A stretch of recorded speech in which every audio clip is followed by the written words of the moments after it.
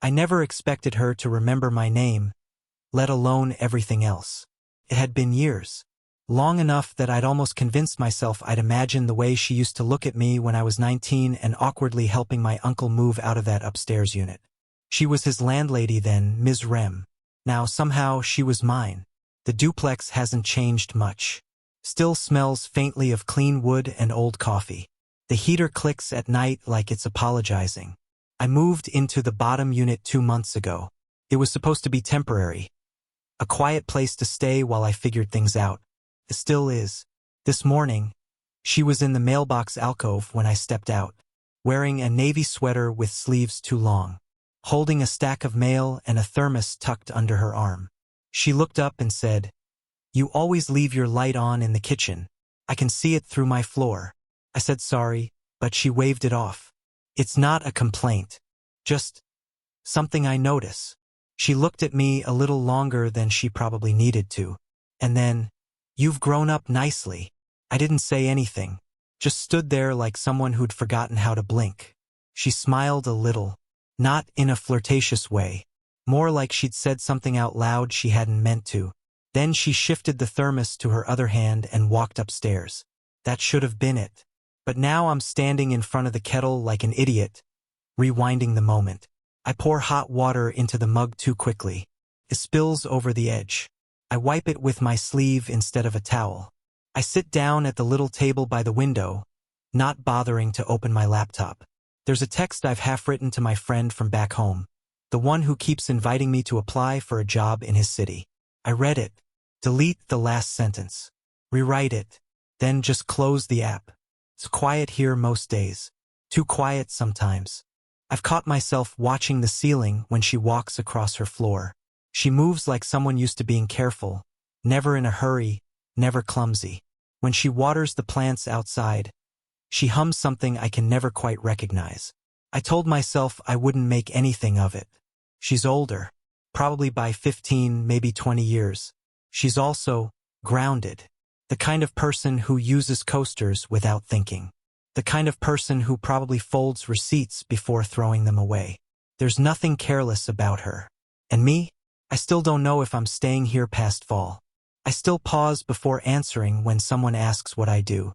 But this morning, that one sentence, the way she said it, like it surprised her, hasn't let go of me all day. I go out to take the trash around 6. The sky's already turning soft at the edges. Her window light is on. I don't mean to look. I just do. When I get back inside, there's a message under my door. It's on the back of an old envelope. Her handwriting is careful, upright like she didn't want to press too hard. Made too much soup. If you're not busy later. Below that, an arrow pointing upstairs. No smiley face. No name. Just that. And now I'm sitting on the floor with it in my hand. Not moving. Not yet. She opened the door in socks and a cardigan. Like she wasn't expecting me to come up. Or maybe she was and just didn't want to look like she had been. "I hope you like lentils," she said, already turning toward the kitchen. There were 2 bowls on the counter. Mismatched. One had a tiny chip on the rim. She handed me a spoon. Not a word about napkins or seating. I followed her to the small table by the window. Same angle as mine, 1 floor up. "I haven't cooked for anyone in a while," she said, sitting across from me. "Sorry if it's underseasoned. I used to always overdo the salt."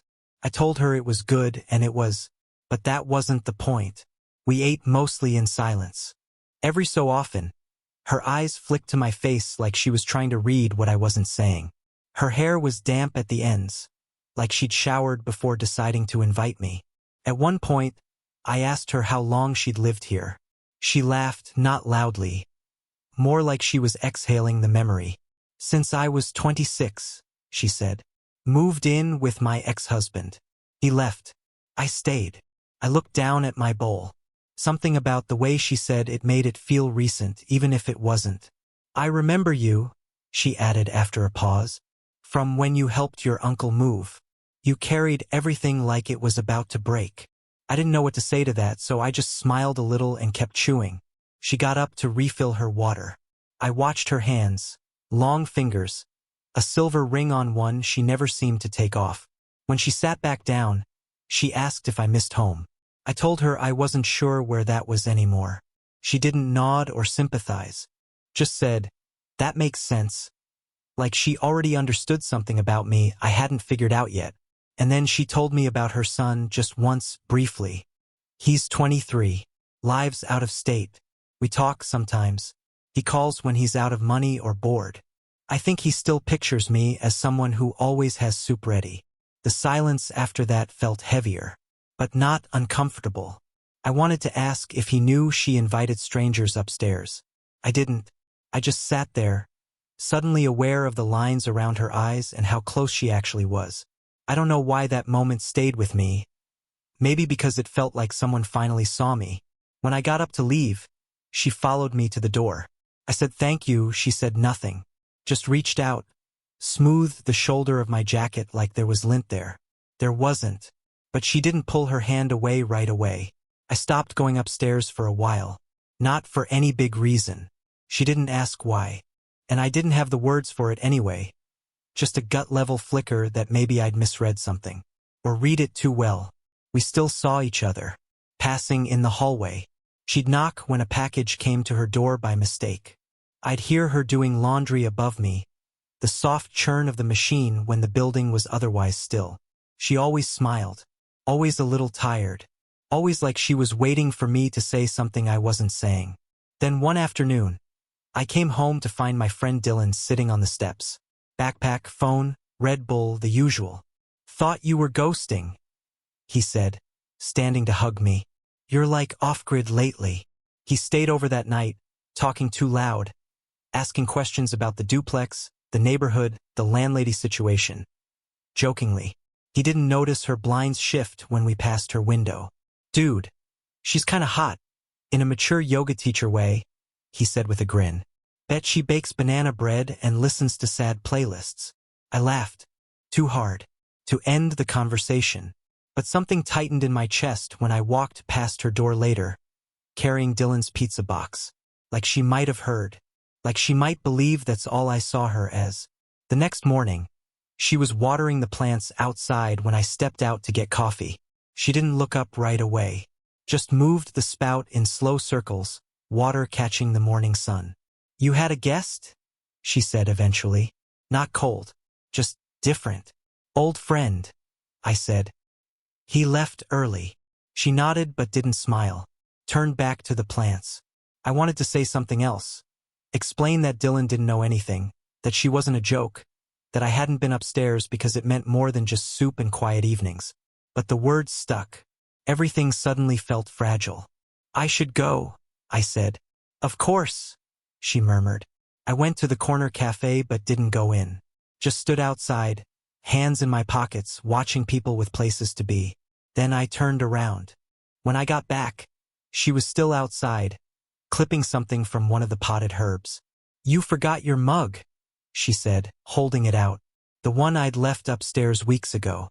I took it, and for a second we both just stood there. Her fingers brushed mine. Not an accident, but not a decision either. There was a pause. I looked at her. She looked back. And I almost said it. Almost told her I missed the soup, and the quiet, and the way she looked at me like I wasn't wasting my life. I think she knew. She opened her mouth like she was about to say something too. Then a voice, Dylan's, from my window below, yelling something dumb about keys.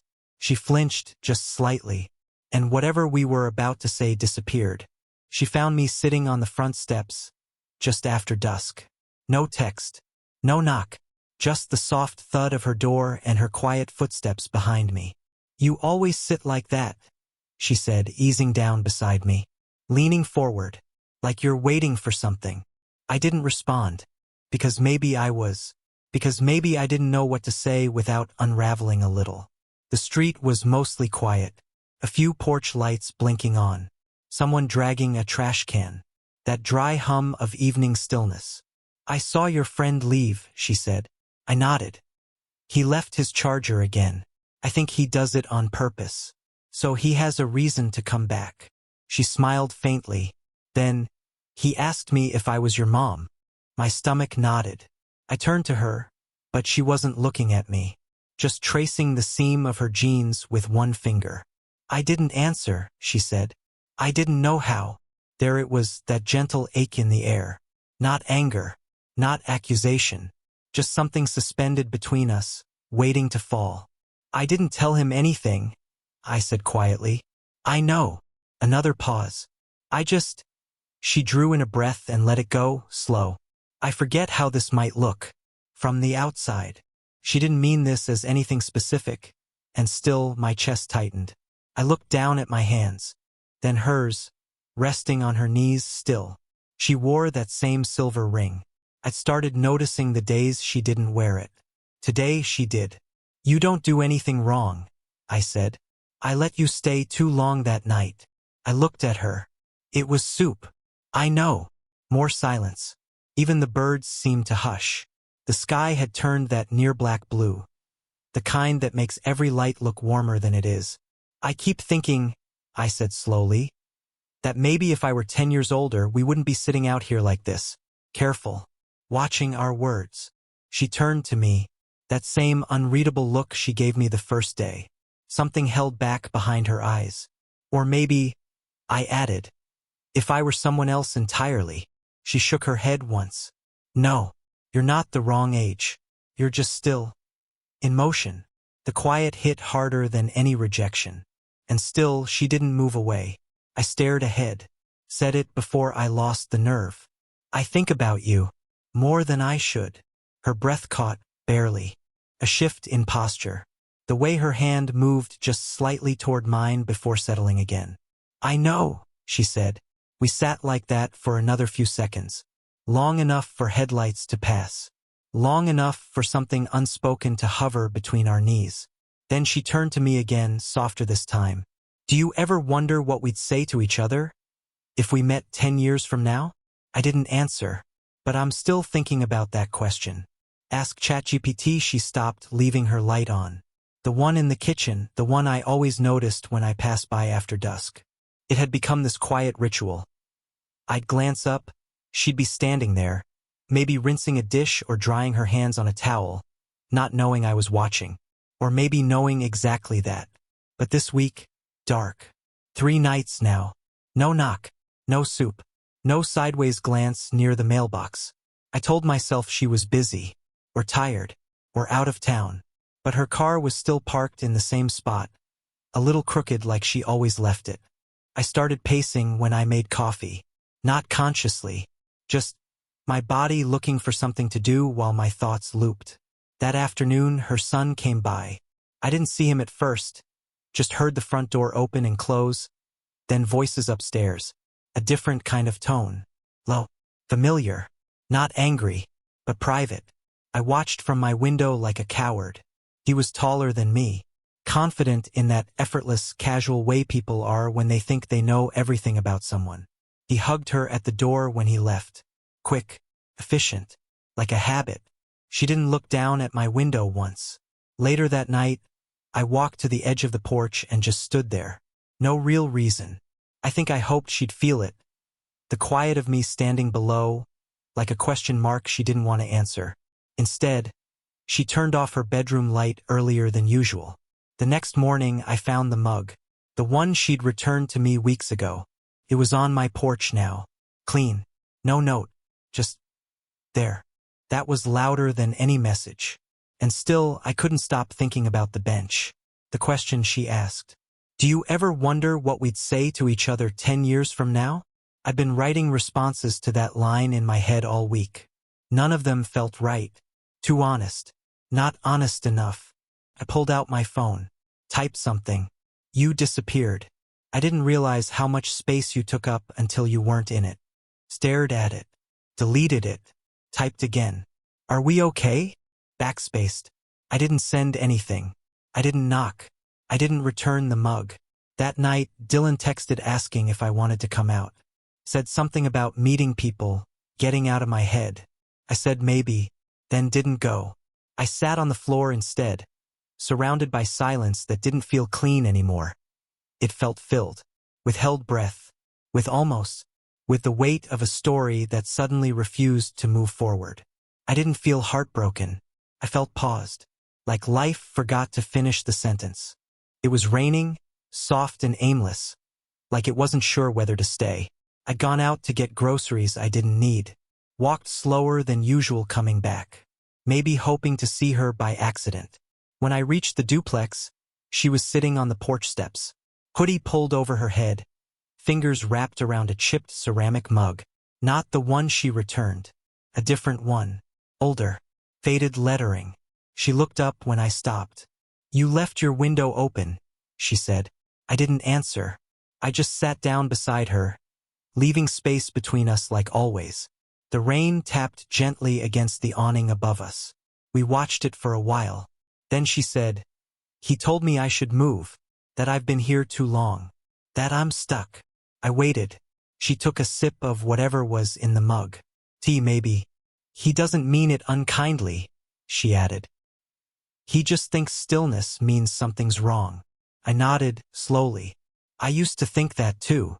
She glanced sideways, not quite at me. "I didn't mean to vanish," she said. "I know. I didn't know where we were going.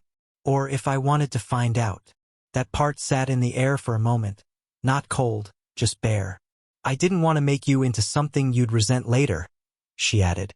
"Some story you'd half regret telling." I swallowed. My hands were cold even though it wasn't really chilly. "I don't regret this," I said.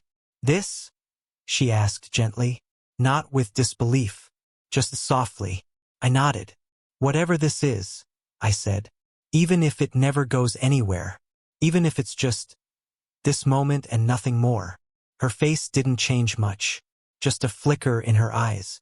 But I felt something shift. We both looked out at the street. A dog barked in the distance. The rain thinned, then picked up again. "I hate how aware I am," she said finally, "of what it looks like, what people would assume, what you might miss out on if you stay too long." "I'm aware too," I said. "Doesn't change anything." Another pause, longer this time, but not uncomfortable. "I miss talking to you," she said. I looked at her then, really looked, her hands still wrapped around the mug, her sleeves pushed up slightly, exposing a faint scar near her wrist. I wanted to ask about it. I didn't. "I don't need an answer," I said. "I just didn't want to leave it hanging. I needed you to know that this mattered. That you mattered." She didn't say anything right away. Then, without looking over, she extended her hand across the space between us. I took it. Her thumb brushed against mine once, then stilled. The rain slowed. We sat there like that, no promises, no next steps. Just a shared pause in a world that kept moving. And she said, barely above a whisper, "Okay." We never talked about what we were. Not in the labeled sense. There was no anniversary. No first "I love you" spoken with ceremony. Just mornings shared, slowly.